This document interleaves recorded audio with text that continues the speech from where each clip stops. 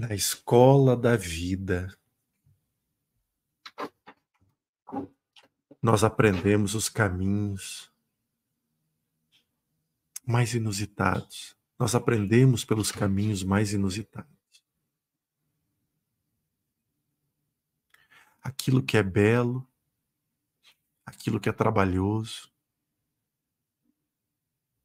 aquilo que às vezes foge da nossa compreensão e do entendimento. É nesses caminhos que nós encontramos os obstáculos, mas também as conquistas e as vitórias. Nos caminhos das planícies, aonde o olhar se perde na linha do horizonte, aonde as retas inimagináveis nos remetem ao cansaço do corpo e da mente pela monotonia,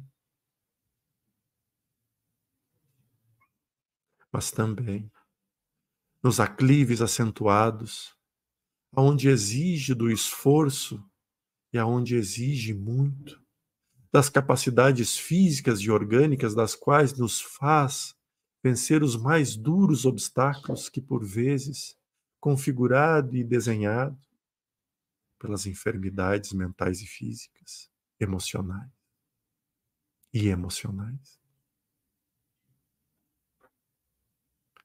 Nos declives, aonde precisamos ter a certeza de que precisamos olhar com atenção, usar as capacidades de força, agora não para impulsionar, mas para frear e segurar. E nos deparamos tanto diante dos vícios que a humanidade traz consigo, na esperança de ter um alívio a dores, a estresse, a preocupações, nos lançando nas facilidades da ludibriação, do álcool, da droga, da maconha, da cocaína. Quando não usamos a própria medicação que era para ser benéfica, aliviando-nos a dor e nos tornando, nós, os dependentes químicos, por vezes, da própria química, da emoção, da adrenalina. E o que falar, então, das vezes em que olhamos a mais bela paisagem do alto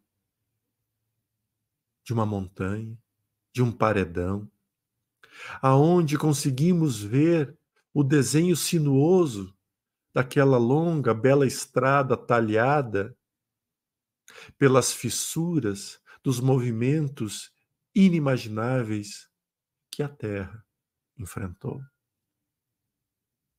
Os desenhos mais sublimes espalhados ao longo do mundo, que desenham as estradas serpenteadas, que vistas de cima contempla a beleza e a grandiosidade do Criador.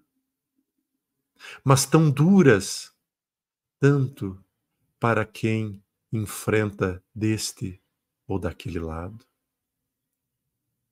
As dificuldades diante do conduzir o veículo da vida ao descê-la e a habilidade e a força daquele que a enfrenta para escalá-la. Como a vida, através dos caminhos, nos mostram as mais sublimes maneiras de lidarmos com o visível e o invisível. Mas nenhuma delas descreve aquilo que vivemos e sentimos diante da nossa própria vida. Diante das dores que esta estrada faz com que aqueles próximos possam viver, expurgar e nos ensinar. Ou até mesmo pelas dúvidas e pelas incertezas que, por vezes, diante das encruzilhadas que nos levam às decisões mais inusitadas e inesperadas,